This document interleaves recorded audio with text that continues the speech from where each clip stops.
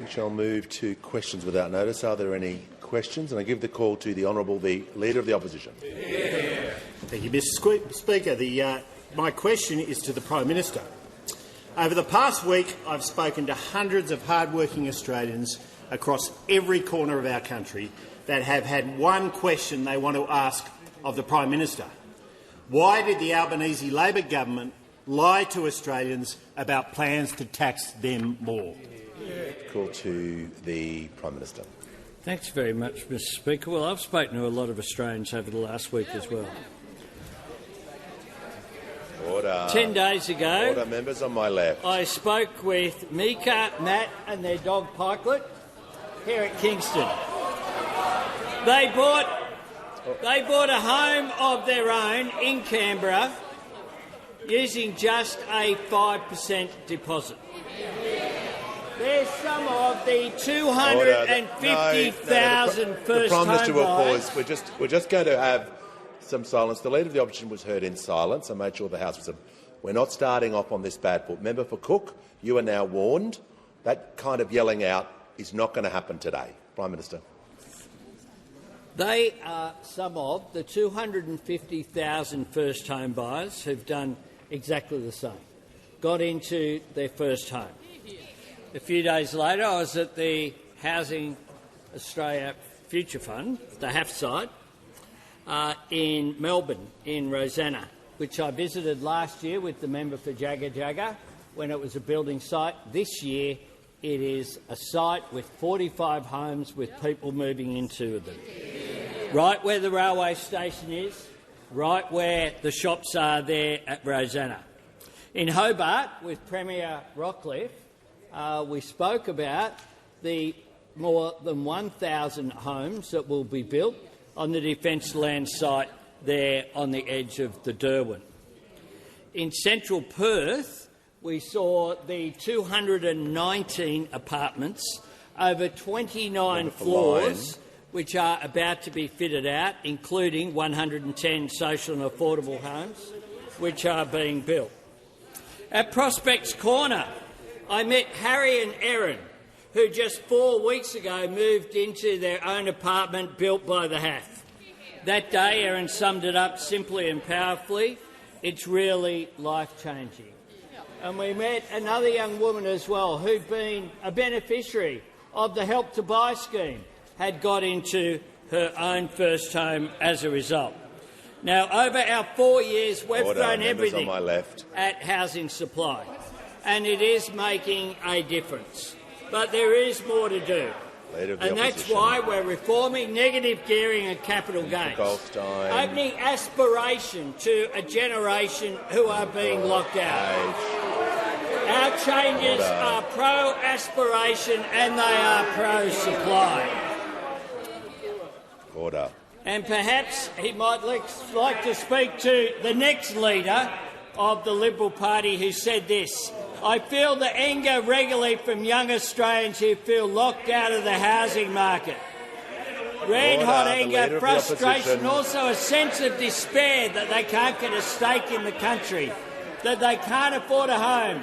Again, we've got to listen to what they say. Good advice from the member for Canning. You might like to watch him just behind you. Has concluded. Before I call the member for Macquarie, the Leader of the Opposition used an unparliamentary term during that question, so I'm just reminding everyone the same rules will apply that I did last week regarding using the word lie.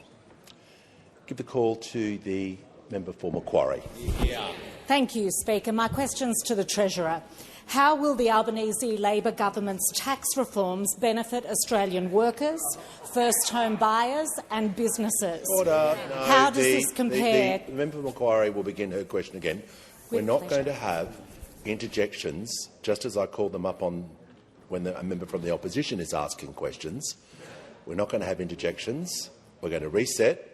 Everyone's going to hear their question in silence, including the Speaker, because if I can't hear the question, I won't be able to take actions down the line.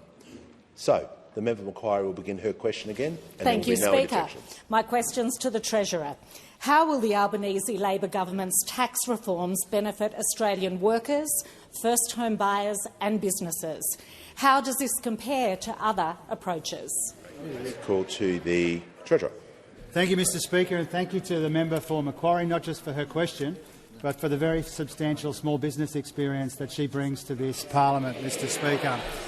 Mr Speaker, the tax reform package at the core of the government's fifth budget was about three main things: making it easier for people to buy their first home, cutting income taxes for 13 million Australian workers, and better aligning the tax treatment between people who work and people who earn their income in other legitimate ways. And a really important part of that budget was that tax cut for 13.3 million Australians, the Working Australian Tax Offset, Mr Speaker. It's targeted to workers. It represents the most meaningful, permanent increase to the effective tax-free threshold since Labor last increased it more than a decade ago, Mr Speaker. But it's not the only way that we're cutting income taxes. We're cutting income taxes 5 different times in 3 different ways. We've got the tax cuts already legislated, including another round in July this year and another round after that in July next year. Those opposite voted against those tax cuts. We've got a $1,000 instant deduction next financial year, and now we've got the Working Australian Tax Offset they're announced in the budget. Now, altogether, our 5 different tax cuts will mean the average worker will benefit by up to $2,816 in 2028. We're also delivering over $3.5 billion in new measures to lower taxes for businesses, and we're reducing compliance costs by more than $10 billion a year, Mr Speaker.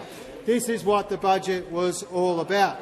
Now, on Thursday in this parliament, we'll be introducing legislation to give effect to these tax cuts: the standard deduction, the Working Australian Tax Offset, and the core elements of the changes to negative gearing and capital gains. And we will learn on Thursday whether they've learned the lesson from the last election. The last time this parliament cut taxes, those opposite voted against it, said if they won the election that they would repeal those tax cuts, Mr Speaker. We will learn on Thursday whether they've learned anything from the last election, whether they've changed a bit, Mr Speaker, in recent times. What we already know is that there are 2 kinds of people in this parliament, Mr Speaker. People who see the issues in the housing market for young people and want to fix them, and people who see those issues and want to do absolutely nothing about it. People who see the social and economic and political division and dislocation around the world and want to avoid it, versus those who want to copy it, Mr Speaker. People who see aspiration as the birthright of every single Australian, and those who see aspiration as the exclusive preserve of people who are already doing it very well. Thursday, when the legislation is introduced, will be another test for those opposite, Mr Speaker. This time they should vote for tax cuts. Concluded. Member for Petrie is warned. The member for Goldstein has the call. Thank you, Speaker. Speaker, my question is to the Treasurer. Andrew from Parramatta founded a start-up. He started his business in 2015 and sold it in 2020 for $35.8 million. Andrew, like so many Australians, said that the new capital gains tax regime, quote, doesn't interact well with small businesses. Andrew said, and I quote, "Start-ups and some small businesses are a real concern, and the point that many small businesses have been making is valid." Did the Treasurer endorse the Cabinet Secretary's position? Order. Members on my left, when the House settles. Order. Leader of the Opposition. The Minister for Workplace Relations. The Minister for Workplace Relations is warned. The Treasurer has the call. Thank you very much, Mr Speaker. I'm reminded that the last time the Shadow Treasurer tried to cite an example, this time at the National Press Club, it turned out the person that he had based his entire speech around was more than likely exempt or able to access very considerable concessions and carve-outs, Mr Speaker. So the last time he got up here all puffed up with self-importance, Mr Speaker, but at the National Press Club he used an example who was able to access one of the 4 concessions and carve-outs for small businesses that we are not changing, Mr Speaker. So you forgive me for taking with a grain of salt anything that the Shadow Treasurer says when he tries to quote specific examples in the parliament, Mr. Speaker.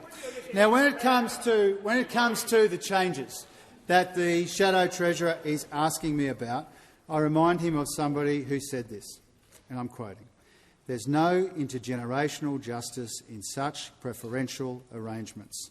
Who also said, that was a quote from an author of a book, who also said in this parliament, "Today it's time to be honest. The tax system is screwing over young Australians. Order. It favours well-off established interests against those trying to get ahead. People who can predominantly live off income from their assets can pay very little tax and get discounts on capital gains from increases in asset values." The same person says young Australians need to demand a fairer tax system where they aren't the only ones carrying the burden to cover the cost of Australia, Mr. Speaker. Order. The members on my right will cease objecting so I can hear from the manager. Speaker, relevance. It was an incredibly direct question. Does the Treasurer endorse the Cabinet Secretary's position? Can't get more straightforward than that. And he's been quoting from a book now where 1 minute 30 seconds in. Well, there's nothing against the standing orders for the Treasurer quoting from a book. I don't know who the author of this book is. I may have a suspicion, but the Treasurer needs to make sure the quote that he is referring to, because the manager is correct. He was asked a question, but there was a bit of a preamble in there about the scenario. So, just if the member for Gippsland is not helping, so just going to make sure whatever this quote is relating to in direct relevance about what the question he was asked. Treasurer. Thank you, Mr. Speaker. Of course, I endorse and support the great work of the member for Parramatta, and I also support the great work of the Shadow Treasurer who wrote this, Mr. Speaker. He said, "When people can earn more and be taxed less because of the holding of assets over income, it rewards capital interests against labour," and that means that you entrench those interests and you break apart what I think is one of the fundamental principles that has made this nation successful and strong, which is turn to the next generation and say you get your equal chance as well, Mr. Speaker. So I support the member for Parramatta's great work as part of our team, and I support the comments that the Shadow Treasurer has made twice in this parliament and once in a book that I might be the only one who's read, Mr. Speaker. And the reason I raise this, Mr. Speaker, in endorsing the member for Parramatta's work is because it says everything about the Shadow Treasurer, that he is now trying to weaponise a campaign against the very changes that he called for, Mr. Speaker. And not by accident. He's come in here twice and he's written a book about how we have to deal with these issues in the housing market and in the tax system, Mr. Speaker.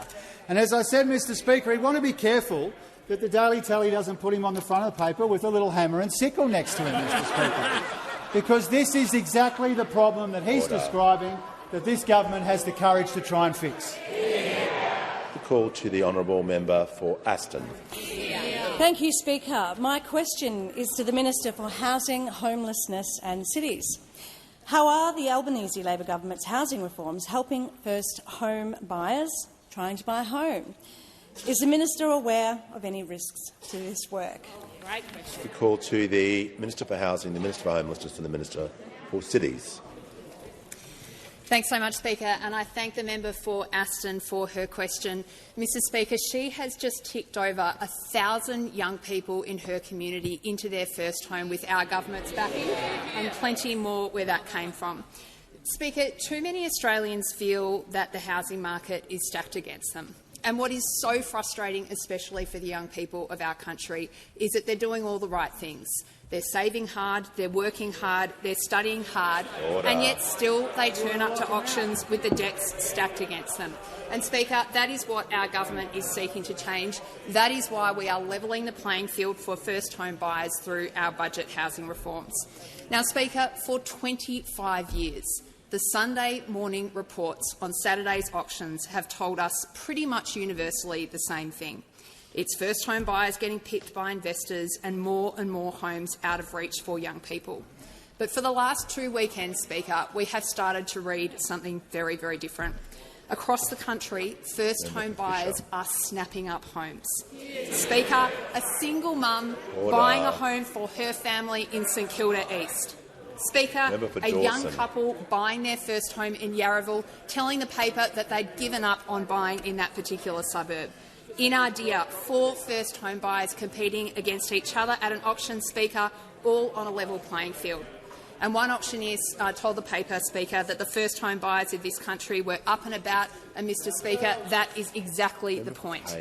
Now, Speaker, by the time of the next election, hundreds and hundreds of thousands of young people around our country will be in their own home directly because of our government's first-home ownership policies. And I want every single one of them to know, Speaker, that it was a Labor government that saw their ambition, that saw their aspiration and stepped in to help them realise it. Now, Speaker, I'm asked about alternatives and risks, and by God there is one on the table, because those opposite want to scrap all of the arrangements that are making this possible. Speaker, they want to get rid of the 5% deposit program because, according to them, this is about supporting the children of billionaires. They want to get rid of Help to Buy, Speaker, and now they want to scrap the level playing field that we are creating for first-home buyers. Now, Speaker, what you're continually now seeing in this debate, we're for change, these people are for the broken status quo. And they are the only ones defending it, Speaker, increasingly the only people defending a broken system that locks people around this country out of home ownership. And I'm getting lots of back chat here, but, Speaker, I'd be pretty embarrassed too if I was raised in the party of home ownership that has turned on the young people of this country with the force that those opposite have.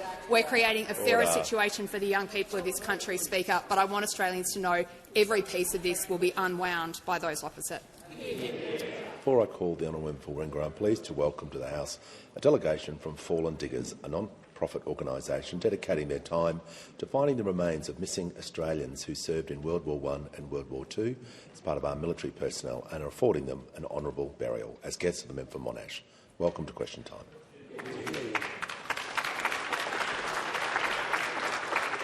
Give a call to the honourable member for Warringah. Thank you. To the Treasurer. Many young Australians are angry at the government extending CGT changes beyond investment properties. After paying for high rents or just managing with a mortgage and paying taxes on their incomes, many are starting new businesses on the side or investing in shares to build a buffer, and they now feel blindsided. What modelling has the government done on extending CGT changes beyond investment property, and will you release it? Call to the Treasurer. Thank you, Mr Speaker, and thanks to the honourable member for her question. First of all, when it comes to young people, this is a budget for young people. It's a budget that recognises that for too long in this country, Mr Speaker, young people have been locked out of the housing market, as the Housing Minister just explained to the House, and we're taking some difficult decisions to address that. For too long now, too many young people have seen this aspiration of home ownership as something that belongs to somebody else, and we want to fix that. And we're here to make a difference in that regard, Mr Speaker. We're also helping to make sure that the tax system is fairer for workers, predominantly overwhelmingly young people. Young people overwhelmingly earn income from working. 84% of young people earn 90% or more of their taxable income from work, Mr Speaker. A couple of new numbers, Mr Speaker. And the honourable member asked me about modelling. Young people will be the biggest beneficiaries of the Working Australian tax offset. 2/3 of the recipients of our new tax cuts will be millennials and Gen Z in 27-28. Another new number, Mr Speaker, our $1,000 instant deduction. 2.3 million people under 35 will benefit, which is about 40% of beneficiaries, as well as the 75,000 extra households that we will turn from rental households into home owners, Mr Speaker. And so this is genuinely a budget for young people. Now, I'm asked about making sure that by replacing one sense of unfairness in the system, one distortion in the system, we don't want to replace it with another. And so dealing with this mistake that was made in 1999, which turbocharged house prices and decoupled incomes from house prices, we wanted to make sure that we didn't replace that mistake with another one, Mr Speaker. And so this is about reducing distortions in the market. Now, our changes, Mr Speaker, mean that some people will pay less tax. The current discount undercompensates some investors for inflation and overcompensates others. On average, over the past 20 years, the indexation approach would have been broadly neutral or even a bit more generous for shareholders. The proportion of Australians who own shares has declined by almost 20% since Howard and Costello made that mistake in 1999. This is why, Mr Speaker, UBS says from a big picture point of view, equities would become a relatively more competitive investment proposition.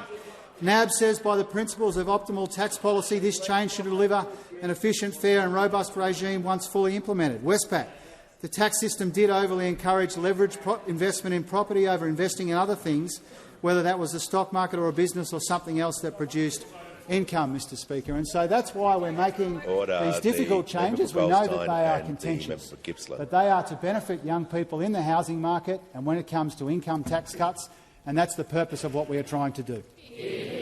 Call to the honourable member for Hughes. Thank you, Mr Speaker. My question is to the Minister for Climate Change and Energy. How does the Albanese Labor government's budget strengthen Australia's fuel security? How does this compare with previous policies on fuel security? Good call to the Minister for Climate Change and Energy. Thanks very much, Mr Speaker. I thank my honourable friend for the question. And in the face of the largest energy crisis in the history of the world, and in the face of one of our major refineries catching on fire at a very untimely development, I can report to the House that Australia has substantially more fuel today than we did on the day Iran was bombed, Mr Speaker. In fact, Mr Speaker, in relation to diesel, which the agriculture sector and regional Australia relies on so much, I'm pleased to tell the House that at 38 days' worth of holdings, it is the highest holding Australia has had since the minimum stock obligation came into force in 2023. With 43 days' worth of diesel and 31 days' worth of jet fuel, Mr Speaker, in fact, over the last 7 weeks, we have added, the government and industry working together, 1 billion litres of extra stock holding, which, by way of comparison, Mr Speaker, is as much as the opposition has promised to add between now and 2030. That's what we've added over the last 7 weeks, working with industry and working with refiners, Mr Speaker, to ensure that we are fuel secure in the most difficult circumstances possible, Mr Speaker. In relation to Export Finance Australia, we've underwritten 800 million litres of extra supply to Australia to provide us with a buffer. This is the approach the Albanese government has taken, and in the face of all the world has thrown at us, Australians working to ensure that they only use the fuel they need, the government working with industry to ensure that we have extra supplies, has seen Australia better placed than most countries, Mr Speaker. But we know that there's more to do. That's why the budget delivered by the Treasurer just a couple of weeks ago invested substantially in fuel security, because we believe that if you're going to improve our strategic reserves, if you're going to improve our sovereignty, then it makes sense to have a sovereign strategic reserve, Mr Speaker, held by the people for the people. A government-owned reserve to ensure that we are better placed in the future. Most members of the International Energy Agency have a government-owned reserve. Australia has been the exception. Now, this is a point of difference. This is the policy of the government, opposed by those opposite who do not think we should have a strategic government-owned reserve. The honourable member asked me how our approach compares with previous approaches. Well, we believe in a reserve held in our country for our country, not a reserve held for Australia in Texas, which was the situation we inherited. We believe in a government-owned reserve to ensure that we are well placed, Mr Speaker, a position opposed by those opposite. These are the approaches that the Albanese government has taken, which are they. Minister will pause. Just going to ask the Leader of the Opposition to withdraw that. I withdraw. Thanks, Leader of the Opposition. The Minister for Climate Change and Energy, continuation. Mr Speaker, this is the approach of the government, to work with industry for Australians and to ensure that we are better placed, as these international fuel crises, frankly, Mr Speaker, are likely to get more frequent and worse, not better and less frequent. Ensuring our strategic sovereign capability is at the heart of this government's budget and will always be so. Call to the Shadow Treasurer. Thank you, Speaker. My question is to the Prime Minister. Janet from Queensland has a child living with Down syndrome. Order. Order. Order. Members on my right, we're just going to reset. Same rules apply to both sides. The member for Goldstein will begin his question again and get to the question. My question is to the Prime Minister. Janet from Queensland has a child living with Down syndrome. When she drew up her will many years ago, it included plans for a Testimony discretionary trust to protect her daughter. Now trusts like hers are set to be slugged with a new 30% tax. Prime Minister, how much more will families caring for people with disabilities have to pay in tax because of your budget of broken promises and higher taxes? Call to the Prime Minister. Thanks. Thank you, Mr. Speaker. We've made it very clear that there are exemptions for vulnerable people. That was there in the budget announcement Tuesday night. And what the constituent from Brisbane shouldn't have to put up with is people promoting something in order to try to secure political advantage by scaring vulnerable people. Minister for Seniors. Call to the honourable member for Tangney. Thank you, Speaker. My question is to the Minister for Social Services. How is the Albanese Labor government working to reduce family, domestic and sexual violence? Thank you. Give a call to the Minister for Social Services. Thank you so much, Mr. Speaker, and thank you so much to the member for Tangney. I know how passionately he cares about reducing family, domestic and sexual violence. Mr. Speaker, a lot's changed in the last 50 years in the way that we regard issues around family, domestic and sexual violence. Back in the day when we were first discussing whether we should fund refuges, there were people in this place who actually said we wouldn't because that would break up families. Yeah. We've seen so many advances because of the hard work of people on the front line, because of the advocates and, of course, because of the actions of successive governments. Last week, we launched the next phase of this work with the consultation on the next action plan to reduce family, domestic and sexual violence, because just as we've had many successes, we've also seen a changing environment. Tech-facilitated abuse is a new challenge for us. We're seeing rates of violence where both the perpetrator and the victim are under the age of 18, really increasing quite dramatically. So as our challenges evolve, we need to make sure that we are keeping up to date with the very best evidence applied to this problem so that we can truly end family, domestic and sexual violence. Mr. Speaker, no government has done more. We've invested an extra $4.4 billion under this Prime Minister in tackling this problem, and that includes very substantial investments like making the leaving violence payment permanent, the $1.2 billion we're putting into thousands of new homes in crisis and transitional housing, the $183 million we put into the recent budget to make our child support system safer, the first standalone plan to tackle family, domestic and sexual violence in First Nations communities, again $218 million in this budget, boosting funding for our 500 workers program by 70%, boosting funding for 1800RESPECT by 40%, and providing really practical work, investment directly into programs that assist men, programs that assist adolescents, dedicated funding for counselling for children who've been impacted by family and domestic violence, more than $80 million going into that. We've introduced 10 days paid family and domestic violence leave, and of course we've already passed legislation that makes sure that our social security system can't be weaponised by the perpetrators of family and domestic violence.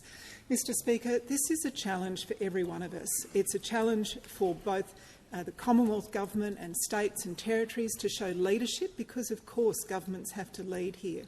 But every Australian has the opportunity to make a difference when it comes to family, domestic and sexual violence, and every one of us has a responsibility to do so.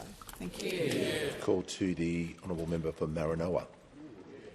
Thank you, Mr. Speaker. My question is to the Prime Minister. 40 young Australian founders have written an open letter to the Prime Minister saying, and I quote, "Rather than back us, the Prime Minister has ambushed us with a massive tax increase, a tax that will hit us, the Australians we hire and the investors who believe in us the hardest. This aspiration ambush doesn't just impact tech startups either. It impacts every growing business in Australia. Does the Prime Minister finally acknowledge that his budget of broken promises and higher taxes will hurt Australian small business owners? Call to the Prime Minister. I thank the member for his question. Indeed, we have in the budget $3.5 billion of support for small business in additional initiatives that we have taken. We've said very clearly that on Thursday we'll introduce legislation. It will have the core elements of tax cuts that will particularly benefit young Australians, the standard deduction that will particularly benefit young Australians, as well as the framework for the changes to capital gains tax and negative gearing. We've said in addition to that we will have an implementation legislation, and as part of that process we're consulting tech companies, start-ups, as well as the groups that you'd expect us to that have already been involved, the Council of Australian Small Business, the National Farmers Federation, ACCI, have all been involved in roundtables and have all been involved in the process, which is a normal way that you have tax reform. This is a reform. This is a reform that is necessary, and it's a reform that is necessary because, as it was called for by your shadow treasurer, for those very reasons. As I want to point out that indeed the Treasurer isn't the only one who's read the book of the Shadow Treasurer. It's good reading. It's good reading because it puts the case for reform on capital gains tax and negative gearing very eloquently, and primarily it puts it in the context of intergenerational equity. The fact that young people are, to use the words of the Shadow Treasurer, getting screwed by the system. That is what he has said. Order. The Shadow Treasurer will pause so I can hear from the Manager. Thanks, Speaker. It's just on relevance. It was about the letter written to the Prime Minister about the young entrepreneurs, not about the Shadow Minister's book. The Leader of the House. Mr Speaker, the final sentence of the question started with the words, does the Prime Minister finally acknowledge, and then had a characterisation of the entire budget, which opened the question wide. And about hurting young Australians. So the Prime Minister is order. The Leader of the Opposition, the Manager, was right. All right, we'll just continue then. The Prime Minister. Yes, Mr Speaker. When it comes to young people, which is what the question went to, and the impact of the budget, as the Shadow Treasurer has said, just to confirm that I've looked at this book. It's time to be honest. The tax system is screwing over young Australians. That's what it says. That's what it says. Members on my Instead, it favours well-off, established interests against those trying to get ahead. There is far too much. The member for Forrest, he can have some time out. He's for 3 hours. If you're asked to leave by the Speaker, you definitely do not give commentary on the way out. It is a serious offence. If that occurs again, I'll be left no other option but to name members. Prime Minister, there's 24 seconds remaining. Thanks very much, Mr Speaker. The fact is that there are people over the years, fair income people from those opposite, who have said, whether it be those who are still here, or people like the former member for Menzies, who said current tax settings tilt incentives towards investors, particularly in existing stock. They reward bidding rather than building. He's exactly right, the former member for Menzies.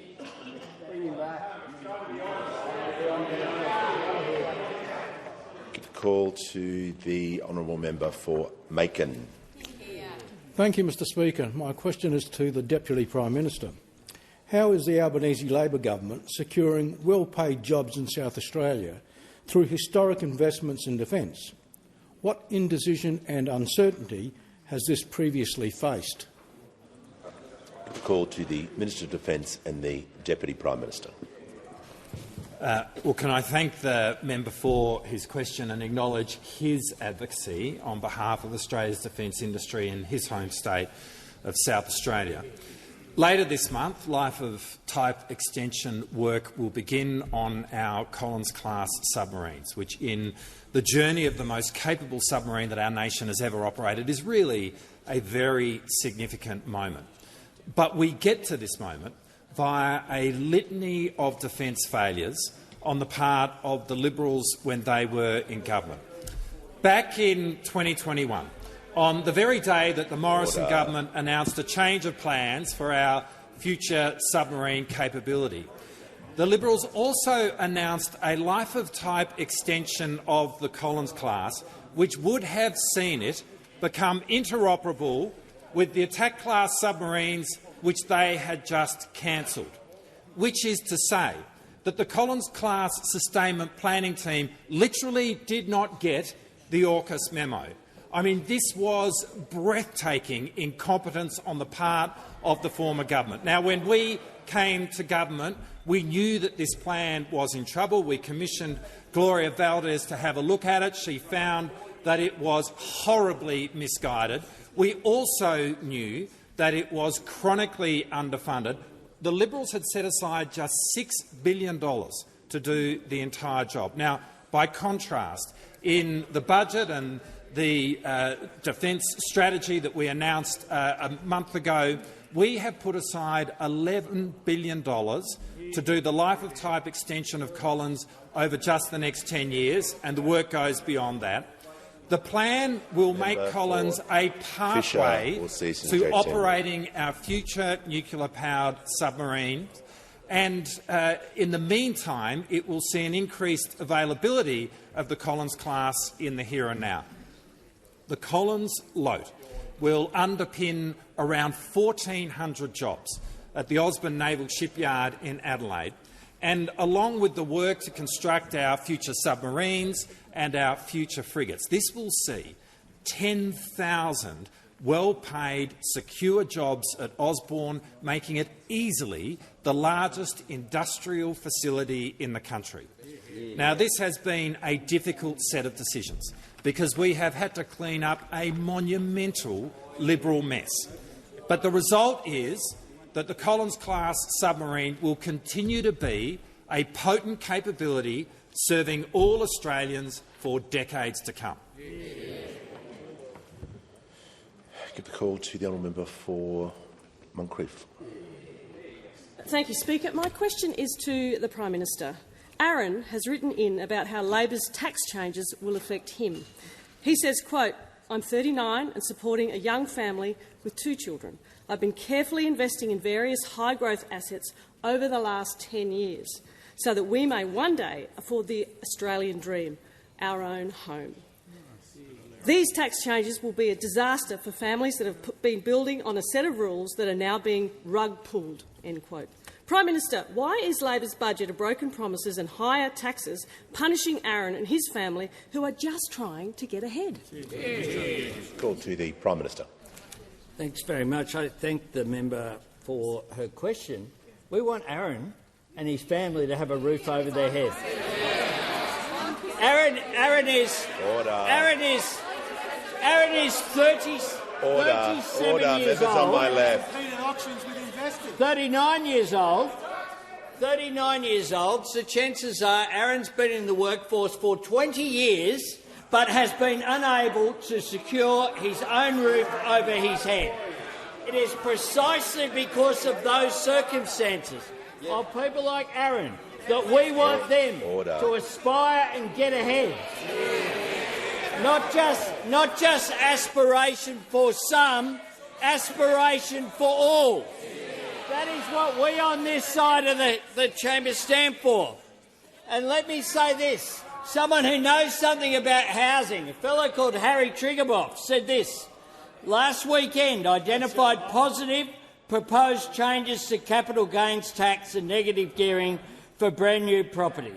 Buyers are pivoting from the share market back into property. That's the direct result of the budget. Brand new apartments are now top of the list for investors. So what is happening? Order. What is happening is precisely what these reforms are aimed at.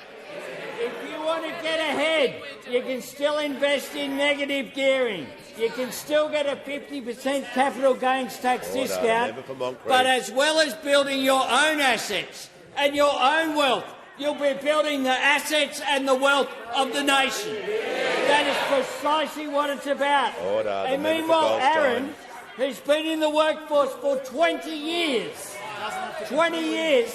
if Aaron goes to the auction next Saturday, he won't be standing there competing against someone who has, because they are an investor, going for their 10th house or their 12th house, who has as well, if they have to, go that extra $20,000 or $50,000 in order to win at the auction. You know why they can do that? Because all of the taxpayers, including Aaron, are paying for the benefit to them. That's why they can do it. So instead of that, as a first home buyer, which Aaron will be, he has a real shot. We're about helping people like Aaron. You're about keeping them down. Order. Order. The Minister for Pacific Island Affairs and Defence Industry will cease ejecting.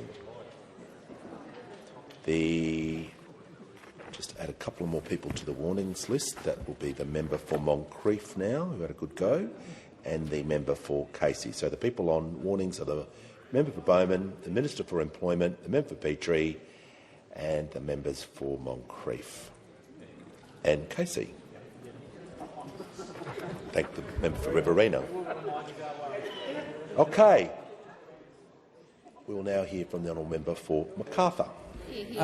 Thank you, Mr Speaker. My question is to the Minister for Immigration. How is the Albanese Labor government reforming our migration system?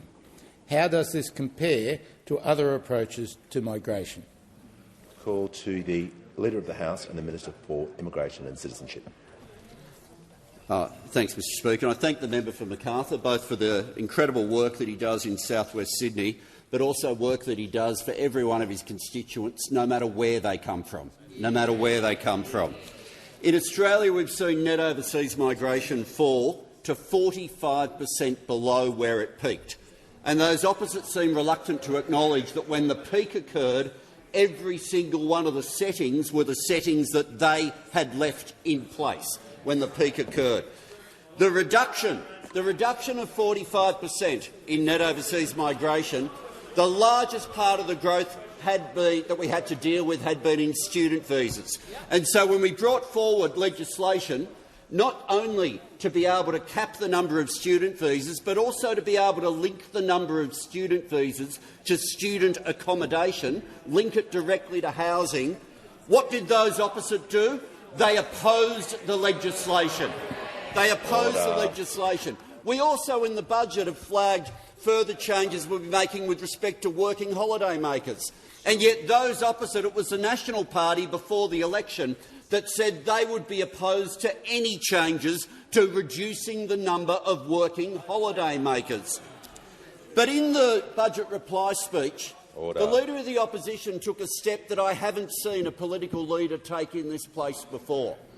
And a lot's been made of what he said about permanent residents. But there's one permanent resident he seems to like, in that the permanent resident, Senator Pauline Hanson, is a permanent resident inside his head, living rent-free.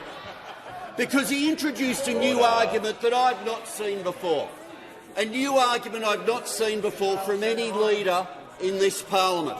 And that was to claim that somehow you will be more worthy as an Australian if you come from a liberal democracy. Somehow you will be more worthy based on where you're from. The Minister will pause. The Minister for Small Business. I'm just going to order the member for Caldwell. I'm just going to invite the Leader of the Opposition to withdraw that statement again. I withdraw. I thank the Leader of the Opposition, and we will continue with the Leader of the House. A claim that you would be more worthy to be an Australian based on where you're from, not not who you are. And I remind the Leader of the Opposition of some of the people who've come to this nation who are not from Liberal democracies. He wanted to refer to the Snowy Rivers scheme. I'd remind him the number of people who came post-World War II who had been living in fascist Europe, not living in a Liberal democracy. The number of people who'd come from the former USSR, including Australia's proud Ukrainian community, who had not come from a Liberal democracy. The members of Australia's Chinese community, who ever since the days of the gold rush have been coming and building this country and not from a Liberal democracy. The Vietnamese community, not from a Liberal democracy. We love Australia for the nation that we are, not a warped idea turning people against each other. Order. When the House comes to order, we'll hear from the honourable member for Ryan. Thank you, Speaker. My question is to the Prime Minister. Could the Prime Minister please inform the House if there were lobbyists or representatives of the gas industry at the Labor Party's Budget Night fundraiser? But that is technically not allowed, and I only say that under standing orders and previous practice, party affairs and matters particularly of the nature raised have always been ruled out of question. So perhaps the member for Ryan would wish to rephrase her question, but she won't be able to ask that sort of question to any minister or the Prime Minister. The member for Ryan has the call. It goes to the Prime Minister's official duties on Budget Night and his attendance at meetings with organisations and people seeking to influence government policy. I'm just asking on behalf of the Australian people who need to know. I don't think we want to go down that road, member for Ryan. Look, it is pretty clear that those questions aren't allowed, but if the Prime Minister wishes to give some comments to the House regarding that topic, I don't want to open this up too wide, but the Prime Minister can address. 2 points on the topic. The largest ever corporate donation that I'm aware of was to the Greens political party from the operator of a website and an accommodation search. So I make that point, number one. The second point I make is that before I became Prime Minister, under the former government, there were fundraisers in this building, in ministerial offices, in the Prime Minister office and in the Speaker's office. I, together with the Speaker of the House of Representatives and the President, after I wrote to them, that has been stopped, and that is a good thing. Call to the honourable member for Moore. Thank you, Speaker. My question is to the Minister for Small Business. How is the Albanese Labor government continuing to deliver for Australian small businesses in the face of global uncertainty? Call to the Minister for International Development, Minister for Small Business and Minister for Multicultural Affairs. Thank you so much, Mr Speaker. And I do want to thank the member for Moore for his question. On Thursday, the member for Moore and I visited industrial automation in Joondalup. And industrial automation is the brainchild of Hank. And for over a decade, Hank's been helping local communities to adopt technology that saves them both time and money. And businesses like Hank's are the very reason that we're focused on supporting Australia's 2.7 million small businesses. Now, since we came into office in 2022, Mr Speaker, we've worked diligently to deliver for small business. And I want to go through all the lists, but it's quite significant, so I'm going to try and get through it all in under 3 minutes, Mr Speaker. We've made the payment times reporting regime work for small businesses with faster payment times, and we've issued our first ever fine. We're taking steps to streamline the National Construction Code. Our free TAFE has increased the pool of skilled workers for small business. We've incentivised more apprenticeships. We've halved the fuel excise and reduced the heavy vehicle road user charge to help buffer the impacts of global events. We've strengthened the enforcement of the Franchising Code of Conduct. We've increased penalties for unfair contract terms and extended protections for unfair trading practices. We've invested in digital solutions and cyber resilience and small business debt helpline. We've made changes to the Commonwealth procurement rules to ensure Australian small businesses get a bigger slice of government procurement opportunities. And that's not all. Last week's budget goes even further to ensuring small businesses have the settings that they need not just to survive but also to thrive. And it includes $3.5 billion in new measures that deliver business tax relief to support resilience, investment and growth. So for small businesses, this includes making the $20,000 instant asset write-off permanent, making the 2-year loss carryback permanent, introducing loss refundability to support start-up businesses, expanding tax incentives for venture capital, reforming the research and development tax incentive, including allowing young businesses greater access to the refundable tax offset as they grow, reducing red tape across the economy with the Tell Us Once approach, and that's going to cut regulatory costs by $10.2 billion, removing another 497 nuisance tariffs, saving businesses around $127 million in compliance costs, tax cuts for sole traders, including the new $250 Working Australians tax offset, further work with states on payroll tax and retail tenancy harmonisation, and programs to ensure small businesses benefit from the uptake of digital skills. All things we've done in just 4 years. We know there's more to do, and we'll continue to back small businesses because small businesses back Australia. Give a call to the honourable member for Herbert. My question is to the Prime Minister. I referred to the Prime Minister's broken promise to ration allied health services for veterans at $5,000 per year. How many veterans will be out of pocket and forced to pay for another Labor broken promise because the Prime Minister has chosen to rip the guts out of allied health services for our veterans? Call to the Prime Minister. I'll make a couple of points, Mr Speaker, before I hand over to the Minister, which is one of the things I'm really conscious of is support for our veterans. And indeed, when we came to office, one of the reasons why the member for Calare is sitting up there and not over there, apart from having the good common sense to lead the National Party, is because of what they did to Veterans Affairs when they were in government in terms of the budget. When we came to government, we inherited a backlog of almost 42,000 veteran compensation claims that hadn't even been looked at by someone. This had real-life consequences for veterans and their families. We invested in DVA, and as a result now, when a veteran makes a claim, it's in front of someone within 14 days. DVA is processing claims at record levels. This is the most critical thing, as well as the hubs that we've created as well, providing services for veterans. But I'll ask the Minister if he wants to add something. The Minister for Veterans Affairs and the Minister for Defence Personnel. Thank you, Speaker, and thank you, Prime Minister. The budget contained an additional $169.7 million to increase the fees going to allied health providers to support our veterans. This is the biggest increase in 2 decades and will kick in July 2027. It's going to see physiotherapy services go from being paid $75.10 to $110 so veterans can access better services. The previous government had implemented their treatment cycle to constrain access to allied health services. So veterans had to keep going back to a GP after every 12 sessions. We're changing that to the $5,000 limit to make it easier for veterans. And importantly, we're ensuring that veterans that have a genuine clinical need to go over it will continue to have access to the allied health services that they require.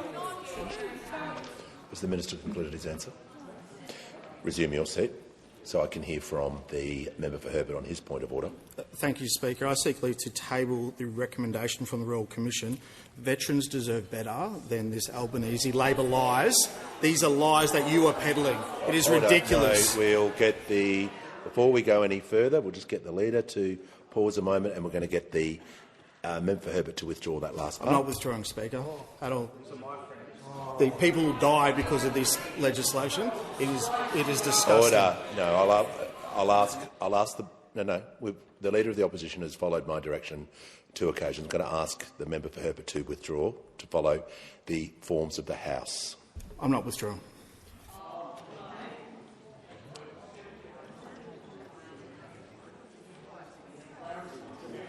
Well, I'll have to deal with this matter, but the manager on a point of order.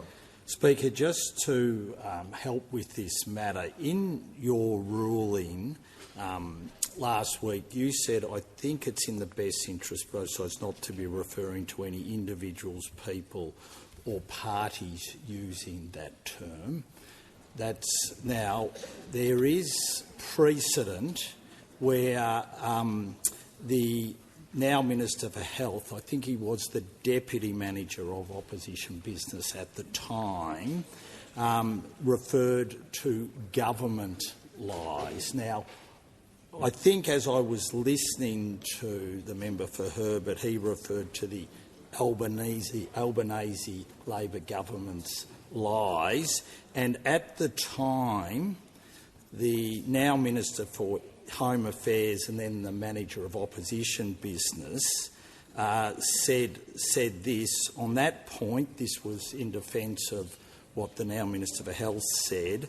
On that point, Order. Members on my right. I'm just trying to do my best to help here. Order. On that point, this is the now Manager of Opposition Business. On that point, the phrase "with respect to Labor" has been used many times. So, Speaker, just trying to help, because I think the member for Herbert was referring to the Albanese Labor government. Yeah, and Speaker Snedden in 1980 ruled that such a remark was out of order. So we can dance around this all we want. The Leader of the Opposition did follow my direction and assisted the House, as every other member has done. The member for Herbert, I know, was taking a different position here, but we need to be consistent, as all speakers have done, regarding that word. And there's countless examples that I can talk about, individuals or people, but we're not going down that path with me as Speaker. We're simply not going to travel that path. So I'll give the member for Herbert one more chance to assist the House in withdrawal. The Prime Minister. Yes, Mr Speaker, perhaps I can help. I have every respect for the member for Herbert as a former veteran, as we all do. But I would ask the Leader of the Opposition to ask his member to withdraw in accordance with. We'll do this. The member for Herbert. Otherwise, you'll get. We're going to deal with this one at a time. Okay, that's okay. It's okay. We'll handle it. Don't worry. The Leader of the Opposition. We're going to deal with this. Yes, Mr Speaker. The Prime Minister. I am trying to find a way through here in the interest of the decorum of the House. It's very important. Order. And that is in the interest of the member for Lindsay as well, who I have visited his electorate with him and Herbert, and I know that the former member for Herbert was a Lindsay. I have visited with him. I know that he's passionate about these issues, but it is really in the interests of the decorum, because otherwise you reach a point whereby you cannot have the Speaker's ruling be defied. Okay, so the member for Herbert is refusing to withdraw that comment, leaves with no other choice but to name the member for Herbert. Call the Leader of the House. Speaker, I move that the member be suspended from the services of the House. Put the question. Those opinions say aye. Aye. Against no. No. I think the ayes have it. No. Division required.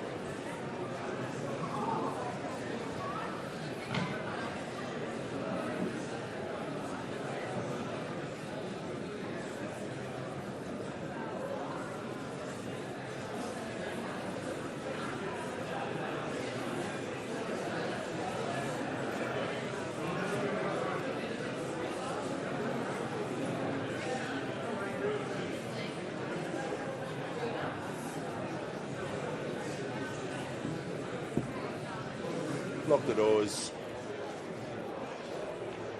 The question is the member for Herbert be suspended from the services of the House.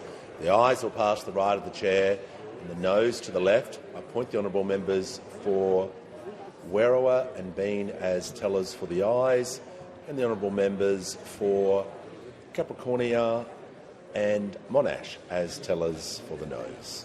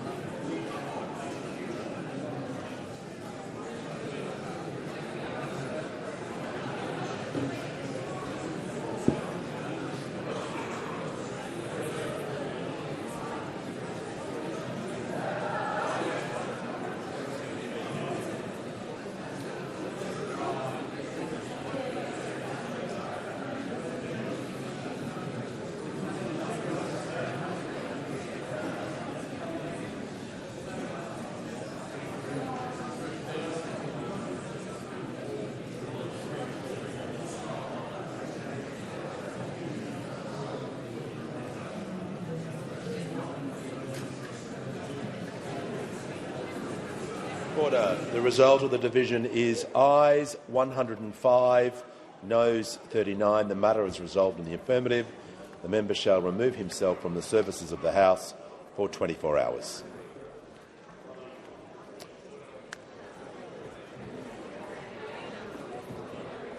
Order. I'll just wait for members to return to their seats quickly and as quietly as possible. The call to the honourable member for Blair. Speaker, my question is to the Minister for Workplace Relations. No, we've moved on. We've moved on. We've moved on. We've moved on. I've given the call to the member for Blair. Speaker, my question is to the Minister for Workplace Relations. How does the Albanese Labor government's budget build on the government's commitment to backing Australian workers? How does this compare to other approaches to supporting Australian workers? Call to the Minister for Employment and Workplace Relations. Thank you, Speaker. I'd like to thank the member for Blair for that question, but also his commitment to hard-working Australians in his electorate, but right around the country. Now, this budget is all about supporting workers and levelling the playing field. Because of this Labor government, hard-working Australians will be receiving 5 tax cuts, meaning the average worker will benefit up to $2,800. From the 1st of July this year, every Australian taxpayer will receive a tax cut, and again on the 1st of July next year. Now, the Albanese government is delivering a new $250 tax cut to the 13.3 million workers in this budget through introducing the new Working Australians tax offset. We're also introducing a $1,000 instant deduction to provide tax relief for workers and making tax time easier. Now, these tax cuts build on our commitment to help working Australians earn more and keep more of what they earn. Of course, it's this Labor government that has backed the lowest paid workers at the Fair Work Commission each and every year. And this year, Labor has again made a submission advocating to the Commission for an economically sustainable real wage increase for workers on minimum award wages. And under our government, the minimum award wages increased by more than $9,000, directly helping 2.7 million award-reliant workers. Now, we've also introduced significant reforms to reinvigorate enterprise bargaining, and enterprise bargaining continues to be a source of wages growth for Australian workers. Workers covered by enterprise agreements are enjoying the strongest wages growth in the nation, rising by 9.6% on average in the latest ABS data. Now, these are all part of our plan to ease cost of living pressures and help Australians earn more and keep more of what they earn. But, Mr Speaker, I am asked if there are any other approaches. And, of course, we do have a different approach from those opposite. Of course, when they had the chance to vote for tax cuts for working Australians, what did they do? They voted against working Australians. But they didn't stop there. They took that promise to an election to up the taxes on working Australians.